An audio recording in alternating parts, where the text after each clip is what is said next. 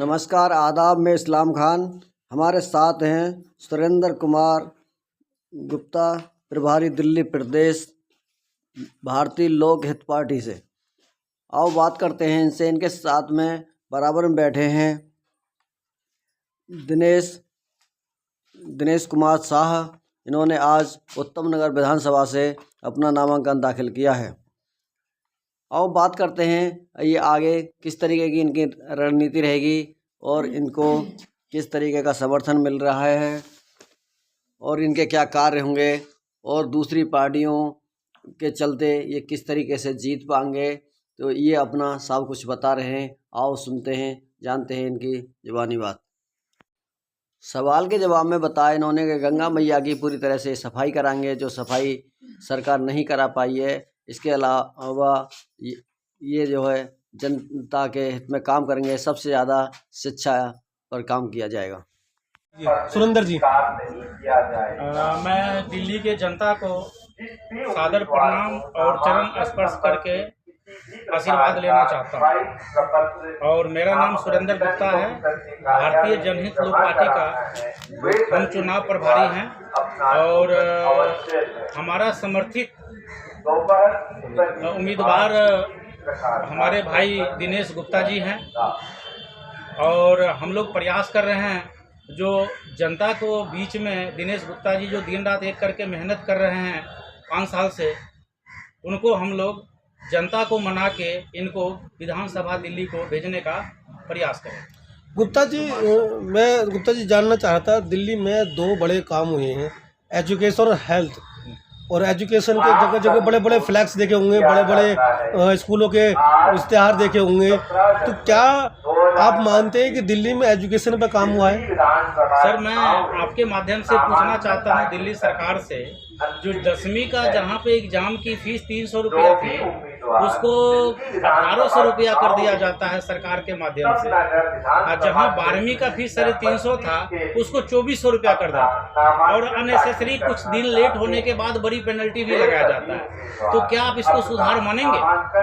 जो guest teacher को इन्होंने परमानेंट स्थायी बनाने का प्लान किए थे और वादा किए थे, क्या ऐसा हुआ है? जनता पूछना चाह रही है। और कुछ गेस्ट टीचर रखना चाह रहे थे। बेगर टीचर का सर ज्ञान हम लोग को लगता है जो नहीं मिलता है। अगर मान लीजिए पूरी रूप से टीचर के जो रिक्वायरमेंट है, अगर दिल्ली सरकार वो पूरा नहीं करेगी तो बच्चे हमारे एजुकेशन कैसे लेंगे?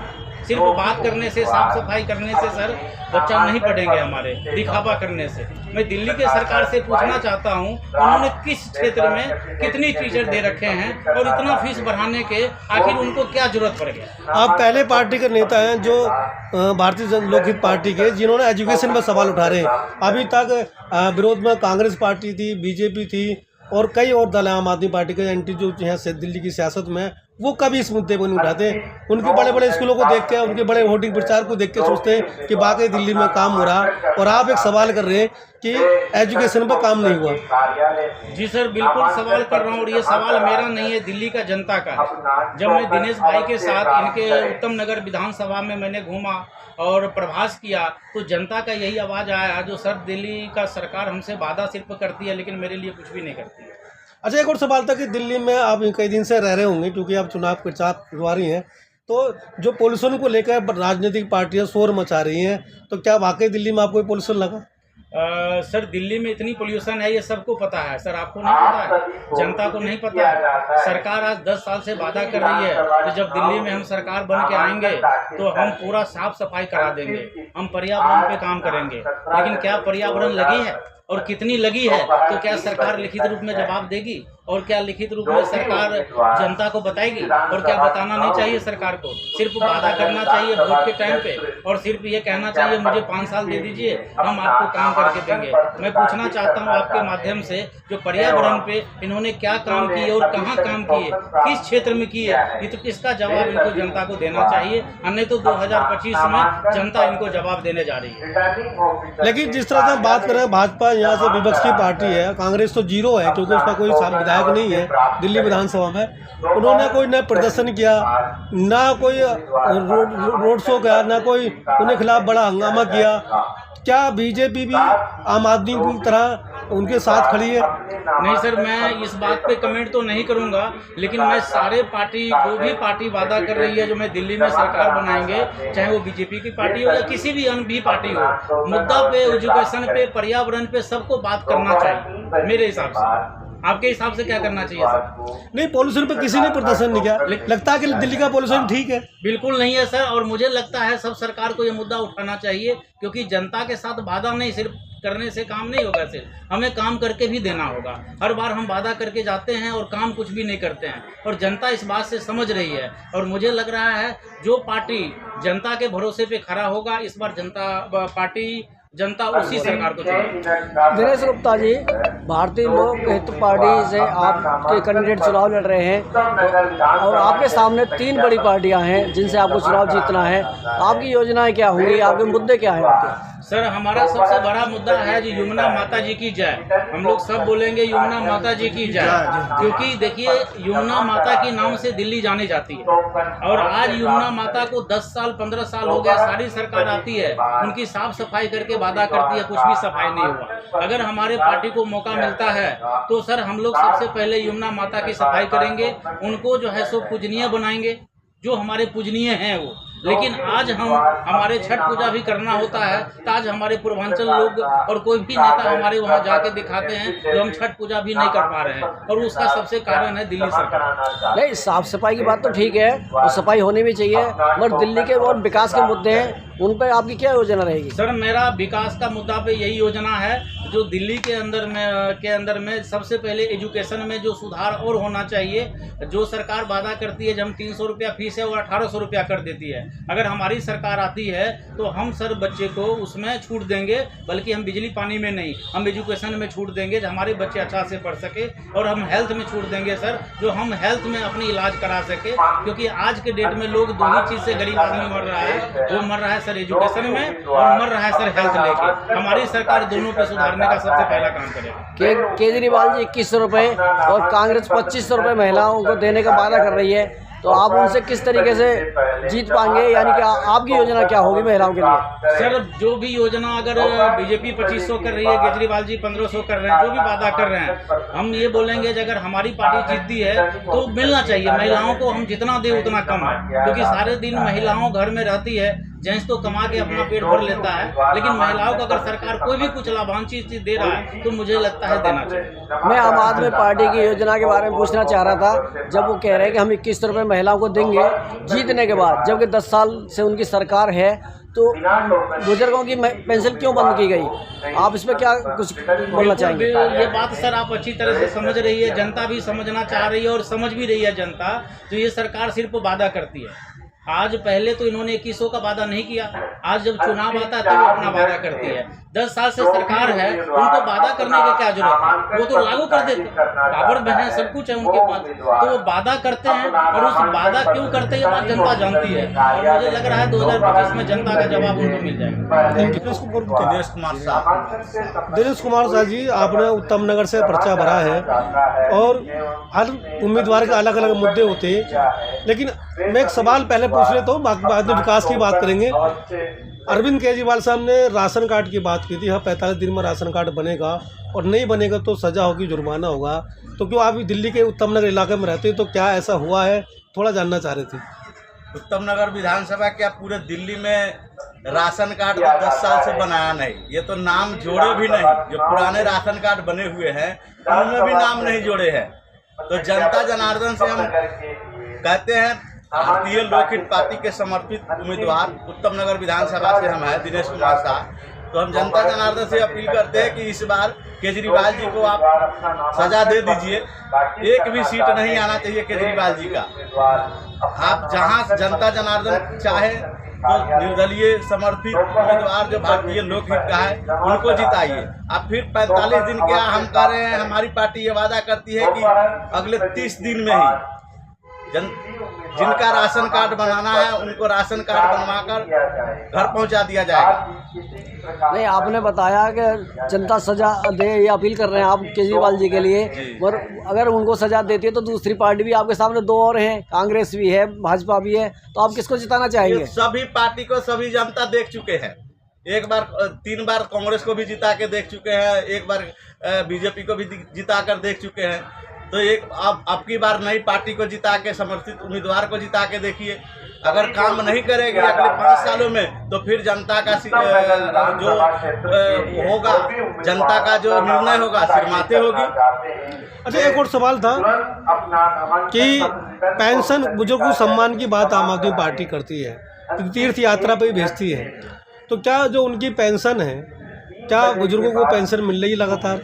नहीं, बुजुर्गों की पेंशन नहीं बनी।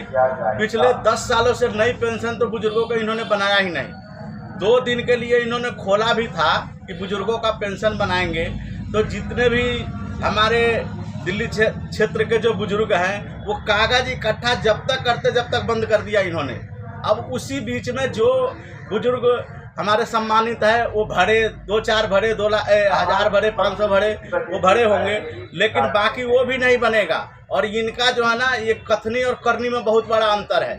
ये कहते कुछ है और करते कुछ है। तो क्या उस वोटों को, जो राशन कार्ड का वोटर है, जो पेंशन का वोटर है, जो महिलाओं का वोटर है जी, क्या उसको आप सबमिट कर अपने लिए चारों तरफ घेर पाएंगे उस वोट हाँ को? जी, बिल्कुल घेरने की कोशिश करेंगे। उनसे हम जो है से मिल के, सभी उन वोटरों से मिल के हम आग्रह करेंगे कि आप जो है से भारतीय लोकहित पार्टी समर्थित उम्मीदवार को जिताइए और 5 साल में एक बार मौका दीजिए। अगर 5 साल हम काम नहीं करते हैं तो अगली बार फिर हमें आप नहीं मौका देंगे। तो इसके अलावा क्या क्या मुद्दे होंगे आपकी विधानसभा में? हमारे विधानसभा में सबसे बड़ा मुद्दा तो है पानी का। जो पानी तो मुफ्त मिल रहा है। पानी नाम के मुफ्त का है। पानी तो आता ही नहीं है। आता भी कहीं कहीं किस गली में है तो गंदा आता है, सीवर का पानी आता है। दिल्ली के हर चौक चौराहे पे बड़े बड़े फ्लैक्स लगे हैं, पानी मुफ्त, बिजली मुफ्त। वो नाम के, देखिए, पानी मुफ्त नाम के लगा रखे हैं। पानी जो है ना, मुफ्त का काम वो लगा रखे हैं बोर्ड नाम के लिए, प्रचार के लिए। बाकी आप जनता जो है ना, उत्तम नगर विधानसभा की क्या पूरी दिल्ली की जनता अनऑथराइज कॉलोनी की है, पानी के लिए त्राही त्राही कर रही है। सीवर की समस्या सबसे बड़ा समस्या है अनऑथराइज कॉलोनी की, जहाँ ये उत्तम नगर विधानसभा में सीवर पे मकान जो है के दिन में ऊपर है और पानी नीचे तैर रहा है सीवर का। इस तरह का सीवर का खराब व्यवस्था कर रखा है इन्होंने। कोई भी कर्मचारी सुनने को राजी नहीं है, नेता भी नहीं सुनते हैं। मेरा एक बिल्कुल आखिरी सवाल आपसे है कि एक तरफ आम आदमी पार्टी सेकुलर वोटों पे अपना दम भरती है, वो दलित मुसलमानों को अपना वोटर मानती है, और बीजेपी हिंदू मुस्लिम करके, हिंदू कट्टर बढ़ा के अपना वोट हासिल कर लेती है। इस बीच आप क्या मुद्दों पर चुनाव लड़के जीतने की संभावना जता पाएंगे?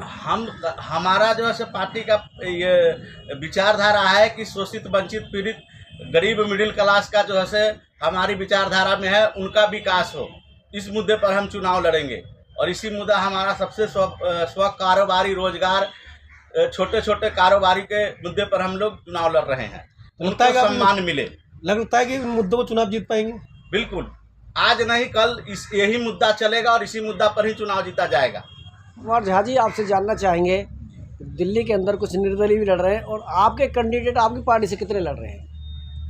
मेरे पार्टी का जो मुद्दा है या मेरे पार्टी की जो विचारधारा है वो है कि जैसे यहाँ बड़ी बड़ी पार्टियाँ लड़ रही हैं चुनाव, हमारे पास जितने निर्दलीय उम्मीदवार हैं 70 सीट पर, हम सभी को जो हमसे समर्थन लेना चाह रहे हैं सबको देने को हम तत्पर हैं। और हम इस बार इस मुद्दे पर आ रहे हैं कि जितने निर्दलीय उम्मीदवार हैं वही जीते और उनमें से ही चीफ मिनिस्टर बने और सब कुछ बन करके दिल्ली की सेवा करें। अरे आप जीतना तो कोई बड़ी बात नहीं है, मगर कुछ मुद्दे ऐसे होने चाहिए जिनसे जनता आपको वोट दे। जनता आपको वोट क्यों देगी? आपके मुद्दे ऐसे होने चाहिए जिनसे वोट दे। तो आप अपने मुद्दे बताइए। अच्छा आपने प्रश्न किया है। मेरा ये कहना है, हमारी पार्टी का ये सिद्धांत है कि सबसे पहले, जैसे हमारे पार्टी के जो राष्ट्रीय अध्यक्ष हैं वो प्रख्यात पर्यावरणविद हैं और बहुत बड़े चिंतक हैं, आध्यात्मिक गुरु हैं। तो उनका उद्देश्य है कि यह प्रदेश नहीं पूरा देश पर्यावरण में सुखी रहे। आज दिल्ली की हवा, दिल्ली का जल, पीने का पानी यहाँ प्रदूषित है।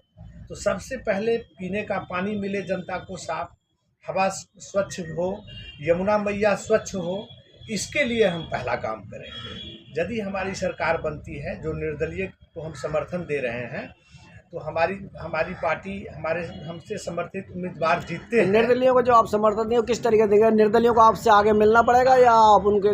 नहीं, हमारे चुनाव प्रभारी सुरेंद्र गुप्ता जी हैं, उनका फ़ोन नंबर हमारे पास सब जगह है। उनसे फ़ोन पर बातचीत करके हमारा समर्थन हासिल कर सकते हैं। एक बार नंबर बता देंगे आप? मेरा नाम सुरेंद्र गुप्ता है और मैं सारे निर्दलीय जो दिल्ली चुनाव लड़ रहे हैं, और निर्दलीय का मतलब सर क्या होता है? जो उसको कोई मदद नहीं करता, मतलब वो व्यक्ति काबिल है लेकिन किसी सरकार ने उसको काबिल के योग्य नहीं समझा। लेकिन मैं ये सोचता हूँ जो परमात्मा में हर एक इंसान को एक गुण प्रोवाइड करके भेजता है। तो मैं सारे निर्दलीय विधायक जो लड़ रहे हैं पहले नंबर से, तो हमारा पूरी तरह से स्नेह है उनके साथ। अगर हमारे बुजुर्ग हैं तो मैं उनको चरण छू के स्पर्श करता हूं, और छोटा भाई है तो मैं उनको आशीर्वाद देता हूं जो आप परमात्मा आप में शक्ति दे और आप हिम्मत करके चुनाव जीत रहे हैं। दूसरा विषय यह है सर, जब मैं उनको पूरी तरह से भारतीय लोकहित पार्टी के तरफ से मैं उनको समर्थित कर रहा हूं, और मेरा मोबाइल नंबर है 70828500। तो ये मेरा मोबाइल नंबर है। आप हमें फ़ोन नहीं भी करेंगे, किसी माध्यम से भी करवा देंगे, तब भी हम समर्पित है। एक मैसेज भी आ जाएगा तब भी, ताकि मुझे पता लग जाए कि मेरा भाई कहाँ पे चुनाव लड़ रहा है और हमारी क्या चीज़ की मदद की ज़रूरत है। हम वहाँ पे सर आके आपकी मदद करेंगे। तो ये निर्दलीय को करेंगे या छोटे छोटे दल है उनको भी समर्थन है? मैं छोटा दल की जो भी हमसे समर्पित लेना चाहेंगे और जो अच्छे उम्मीदवार होंगे, जो पर्यावरण और शुद्ध पानी हवा की बात करेंगे और जातिवाद की बात नहीं करेंगे, ऐसे व्यक्ति को हम समर्थन देंगे। आपने जातिवाद की बात कही, जिस तरीके से जैसे जनता के अंदर शोर मचा हुआ कि बीजेपी धर्म पर राजनीति करती है, तो आप जीतने के बाद आप भी धर्म की बात करेंगे? मेरे हिसाब से सर, जब इंसान मनुष्य के जीवन जीता है ना सर, तो उस टाइम कोई धर्म नहीं होती है। वो एक ही जन्म लेता है और जन्म लेने के बाद उनको ये नहीं पता होता है जो हम कौन सी धर्म में पैदा हुए हैं, और जीना बड़ा होने के बाद उसको धर्म के ज्ञान दिलाने वाला भी हम ही लोग हैं। तो मैं प्रार्थना करूंगा युवा साथियों से, बुजुर्ग मतलब जो है सो गार्जियन से, जो धर्म की बातें छोड़ के हम लोग राह की बातें करेंगे, विकास की बातें करेंगे, एजुकेशन की बातें करेंगे। तो हमारी पार्टी एजुकेशन और राह और विकास की बात करेगी। हम लोग को धर्म की बात ना समझ में आता है ना हमारी पार्टी जानती है।